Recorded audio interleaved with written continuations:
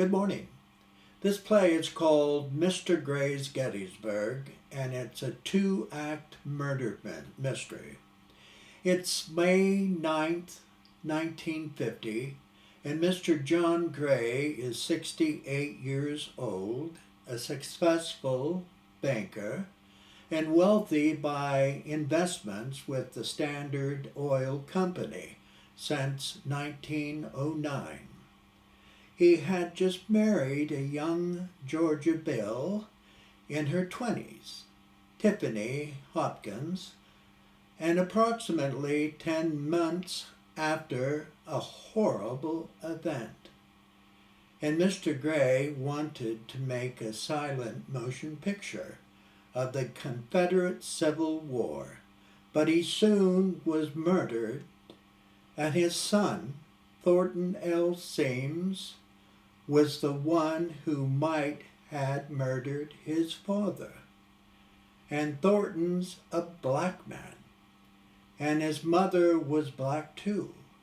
When young Mr. Gray, a long time ago, made love in the hay barn. Thornton exits, leaving her humming Shine On Harvest Moon as she pours water into the flower vases. Within a few moments, standing in the dining room door, is Colonel Richard Brubaker, and he is a handsomely dressed gentleman in his mid-30s, wearing a stylish dark suit. Unseen, he quietly admires her beauty. You have a lovely voice. Or more like poison to one's ears. But thank you kindly, sir. How do you do, Colonel Brubaker? Welcome to our home. I'm Mrs. Tiffany Gray, the banker's wife. I'm honored to meet you. You're out of uniform, Colonel. So I am. I'm retired and only wear my uniform at gala fairs and city parades. I love seeing a man in uniform. What a pity. Mr. Gray is usually prompt when guests first arrive. Are you here for a loan? No, but for another business matters. Can I get you a tall glass of lemonade? Mr. John Gray enters the room, wearing a smoking jacket and dark slacks. He is average in height, with longish white hair, and in his late 60s. He exudes confidence and an unpredictable nature, causing others to be uncomfortably unbalanced. Words of wisdom, sir. Bid her good day and ignore her mischievousness. You flatter me, John.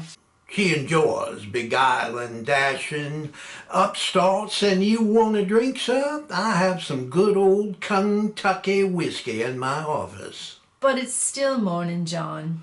A man can drink whatever he wants at any hour of the day.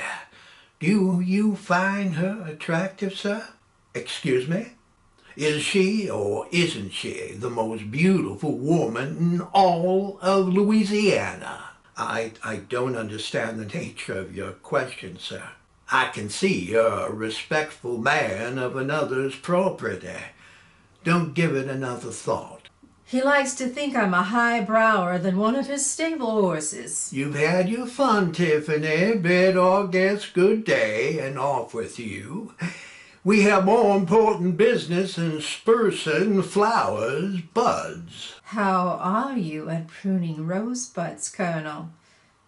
If you're interested, I'll show you someday. I apologize for my wife's flirtatious behavior. No offense, sir. I blame it on her incorrigible youth, which is the price a man my age must endure. Do you flock many birds to your nest? Hardly, sir. My work devours most of my waking hours, denying most simple pleasures. Surely, you sense their inviting stares. My eyes are usually fixated elsewhere. But most men of your stature fall helplessly into the crevasse of decadence. I fortunately haven't strayed down that unfamiliar path, sir. I'm glad to hear we have that understanding. Shall we get down to business, Colonel? Yes, sir. We'll conduct all business in here, for my office is cluttered and has a foul smell of a dead rat. Would you care for a whiskey, sir? No, thank you. I never drink before the early evening. Suit yourself. I'll indulge in a taste of brandy. Mr. Holmes referred you to me, and I'm impressed by your military background. How was your trip from New York? Pleasant enough. The food on the train was unusually delicious. Company, passengers amusing at times, but I slept a great deal. Mr. Holmes, I presume, shared the overall scope of my moving picture with you? Thoroughly, sir. And it will be a remarkable, ambitious endeavor. I may be green around my ears when it comes to producing moving pictures, but when it comes to blood and guts, I'm well versed. Haven't you seen D.W. Griffith's The Birth of a Nation? Yes, sir. I was a consultant on that picture. I'm sure Mr. Holmes advised you of that. Yes, he did. And that's why you're here, sir. I saw it in Boston when it first came out. After the last frame flickered on that screen, I stepped out of the theater into a riotous crowd of inflamed protesters, and it was then that I knew what I was going to do. D.W. showed me the way, and I was instantly committed in reviving an old memory of mine. Tell me this, Colonel. Why would a blue-bellied Northerner like you want to invest your talents unfurling our glorious flag of old Dixie once again? The war's been over for 50 years, sir, and your picture will be an historical document for future generations to learn by. What exactly do you think I'm teaching? Hopefully, the truth of opposing forces on a battlefield tipping the course of history. I consider it's a noble endeavor that led to the abolishing of plantations and the freeing of slaves. I suppose it depends on what history book you're reading from. Are you satisfied with your contract? Yes, sir. It's quite generous, thank you. A man should be paid for what he's worth. But between you and me, Mr. Holmes is worth half of what I'm paying you. Do you find anything wrong with that? It's not my business to judge. I'm paying you for an opinion, Colonel. I hardly know the man. If I told you I was paying 10 times what you're getting, would that sharpen your opinion any? No, sir, for he may very well be entitled to that sum, sir. You're an intelligent man, prone to avoid a ruckus, and in possession of a tempered wit. I understand you served in the Spanish-American War, leading men into battle and seeing many die. Is that right? Yes, sir. I was there. How was it? Under old rough-riding Colonel Teddy Roosevelt. He treated his troops proper, sir, with a temperament most of us grew to appreciate. He had a way of strengthening men, where Cuba wasn't kindly to those shrouded in weakness. Did you hear he got shot in Milwaukee? Yes, sir. I heard that terrible news.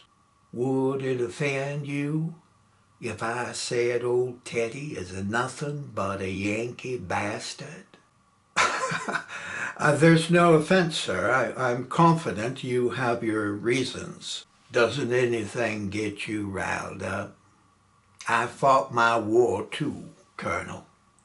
Under General Lee's bad old man, Lieutenant General Jubal Early on the bloody plains of Gettysburg.